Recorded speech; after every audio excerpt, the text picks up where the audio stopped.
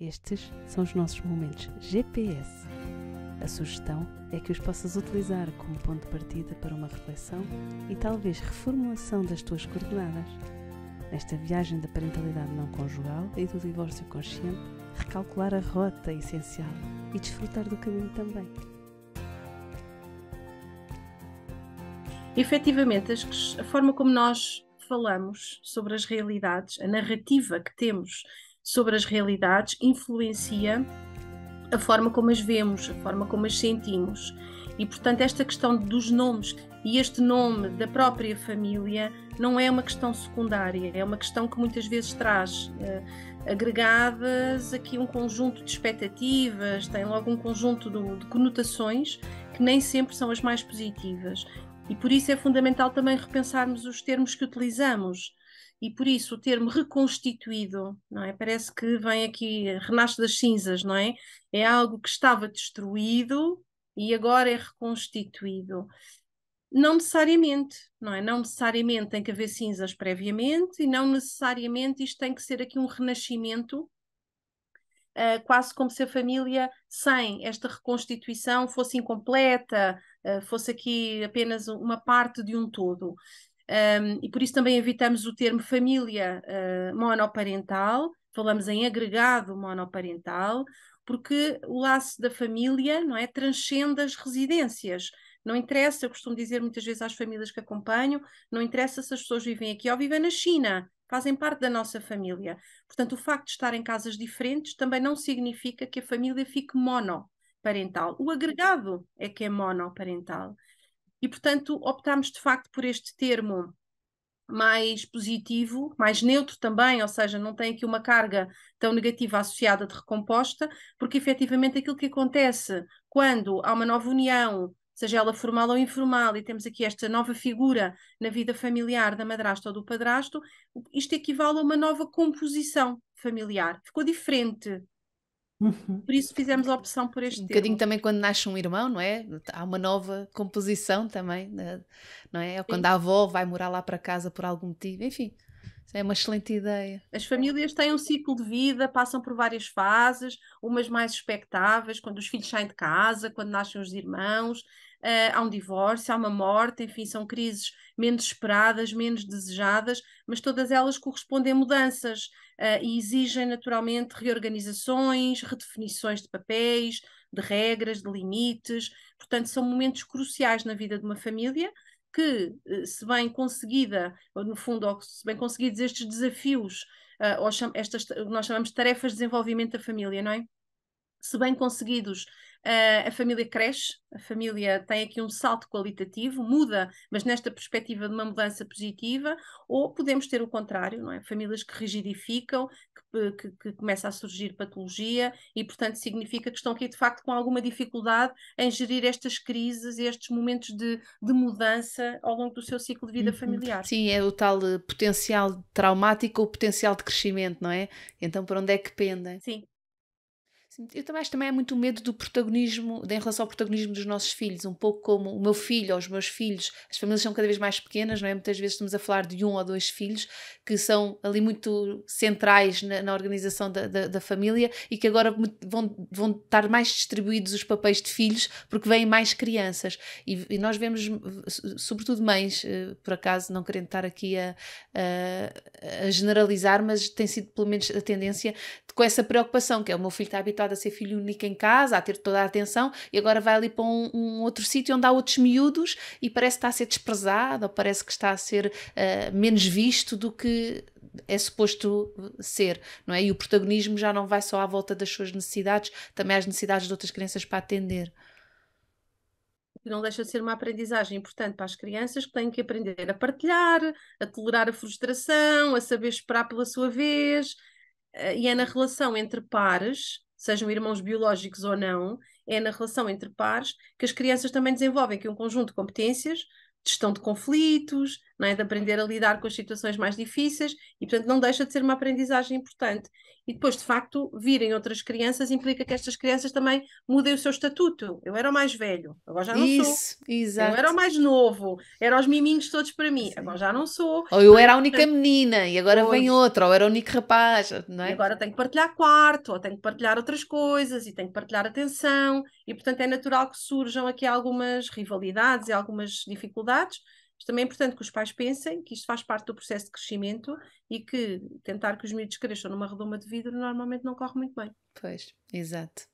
Também queria aqui trazer como recurso para conversarmos juntos do ponto de vista do casal que estava a falar e da satisfação da relação de casal, um recurso que me parece muito importante que os casais construam em conjunto é a identidade familiar. Não é? E saber que essa identidade não se cria espontaneamente e naturalmente. Nós romantizamos um bocadinho isto do que é família, do que é o casal, que é se nos amarmos muito isto naturalmente vai tudo fluir. Não é bem assim, pode ser preciso fazer mesmo uma construção consciente e lógica do quais são os nossos valores, quais vão ser os nossos princípios, como é que nos vamos organizar, não é? E então criar essa identidade familiar sabendo também que ela é evolutiva e que vai mudando ao longo do tempo, não é? Quem somos nós, quem queremos ser, não é? Que família queremos ser? Sim, essa é a grande pergunta. Quem somos nós, não é? E a identidade e a coesão familiar não nasce de geração espontânea. Precisa de tempo, precisa de convívio. E o que é que facilita? Os rituais. Por isso nós falamos também na importância dos rituais, não é? As famílias, de maneira geral, dizem: na minha família o Natal é assim. Na Páscoa é desta maneira. Os anos comemoramos desta maneira. Ou seja, isto são rituais, são formas típicas de fazer algo, são hábitos. Claro que há rituais diários, jantarem junto, dar o beijinho, ou contar a história antes de dormir, etc. Pode haver rituais mensais, rituais anuais, mas os rituais conferem à família uma sensação de unicidade. Nós fazemos assim. A questão é que este nós tem que ser construído, e quando vem um homem e uma mulher, ou dois homens ou duas mulheres, e se juntam com filhos, com bagagens prévias, pode haver já enfim, existe esta sensação de família prévia, por um lado, e depois como é que nós integramos isso e criamos novos rituais. Estou-me a lembrar de um exemplo que é exatamente o Natal. Na minha família sempre se abriu os presentes à meia-noite, de 24 para 25. Mas na minha sempre se abriu no dia 25 de manhã, foi o Pai Natal que veio durante a noite. Então e agora? Estamos todos juntos? Como é que é? Umas crianças abrem de uma maneira, outras crianças abrem de outra? Isso vai desconstruir a imagem do Pai Natal que umas ainda têm e outras já não têm? Como é que nós integramos isto? Não é? E naturalmente que, também não havendo uma fórmula simples, mas eu diria que implica sempre alguma cedência de ambas as partes e alguma negociação. Se calhar eu cedo aqui, tu cedes ali, e vamos criar novos rituais. Porque se eu me prender à minha maneira de fazer e o outro se prender à outra maneira de fazer, aquele Natal vai correr mesmo muito mal, não é? E portanto, quem diz Natal, diz férias, diz aniversários, diz o dia a dia também, não é? E portanto é fundamental esta capacidade também de falar sobre isso, pensar sobre isto, antecipar situações e haver naturalmente cedências de ambas as partes. Aproveitando a dica que a doutora Ruth trouxe da importância da linguagem para nos organizar a nossa narrativa e como nós vemos o mundo e nos vemos a nós próprios, como é que vê a tendência sobretudo nos tribunais, não só, mas muito nos tribunais e advogados, se referirem a pessoas separadas enquanto casais, não é? O casal parental ou o casal que eu acho que traz alguma confusão, lá está, do ponto de vista da identidade também, mais uma vez, e dos papéis, mas que é muito frequente falar-se e ter-se essa tendência. De uma maneira geral, a literatura tem sido coerente relativamente à importância de se poder manter este tipo de terminologia de casal parental, sempre com este parental associado, exatamente para marcar a diferença, que não são casal conjugal, mas continuam a ser casal parental na medida em que continuam sempre a ser pais e que não há divórcio, ou não deve haver, não é? entre pais e filhos. No entanto, compreendo que possa haver algumas situações para quem a palavra casal continua a suscitar aqui algumas questões, mas não tem sido uma questão que me tem surgido muito, ou seja, não me lembro de ninguém se sentir particularmente incomodado com esta terminologia, sendo certo que fique claro que é parental, não é? E parental porque implica a tal cooperação e a tal negociação para que a criança possa crescer bem. Sim, é curioso, é que eu tenho tido essa experiência contrária, que é uma terminologia um bocado ofensiva e que levanta muitas defesas, que é, olha, eu posso ser muita coisa, casar com essa pessoa já não serei mais, não é? Então levanta, quando Pois, entram casal padrastos e conjugal, madrastos, não. pois, mas quando entram madrastas e padrastos ainda mais difícil fica, então mas quantos casais é que há aqui afinal? Então mas eu sou casal contigo, tu és casal com o outro, então mas quantos casais andamos aqui envolvidos?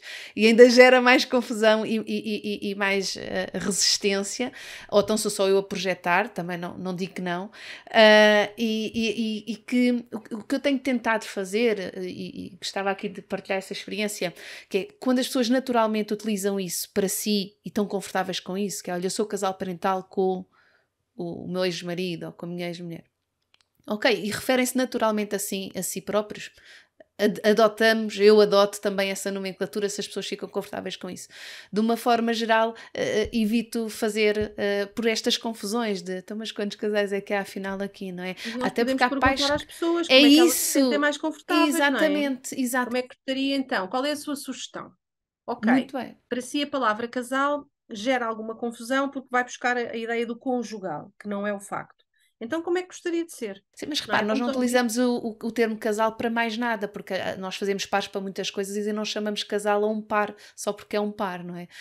Portanto, o casal está fortemente conotado com a conjugalidade, quer queiramos, quer não. Há pares de dançarinos e nós não lhes chamamos casais, ou bailarinos, enfim. Portanto, acho, pelo menos a minha experiência, e se calhar está aqui um bocado enviesada, mas que é uma questão bastante sensível. Só que lá está, o pudor também dizer isso, que é, eu não fico confortável, porque repara, se eu estivesse aqui com o pai dos meus filhos mais velhos, dizer, olha, entre nós não nos chamem casal que eu não quero, não fico confortável com isso. Nem toda a gente tem maturidade emocional para conseguir dizer isso e nem toda a gente tem a capacidade de maturidade emocional para receber isso, não é? E então às vezes vamos nos escalando a pequenas intervenções e a pequenas... Nós vamos percebendo que as palavras têm realmente um peso, não é? Para cada um. Nós não sabemos é depois de cada pessoa e em cada família o peso que essas palavras têm. Quando as pessoas nos são claras e conseguem transmitir, nós conseguimos adaptar. Quando as pessoas não conseguem, eu também sinto que a expressão casal parental não é muitas vezes feliz e que causa nas pessoas. Sim, eu utilizo na forma escrita, utilizo por regra o termo díade. Díade parental. Uau! É o termo que eu utilizo nos relatórios, enfim, tudo aquilo que eu escrevo. No dia a dia, enfim, pode surgir eventualmente, mas acima de tudo, falem pais. Pais. O vosso filho, a vossa filha são pais de, não é? Portanto, podemos pensar, não é? Para quem se sente particularmente mais incomodado, pensar no termo díade. Não é? É um par, no fundo é um par. Exato. Dizer-me falta. Que bom.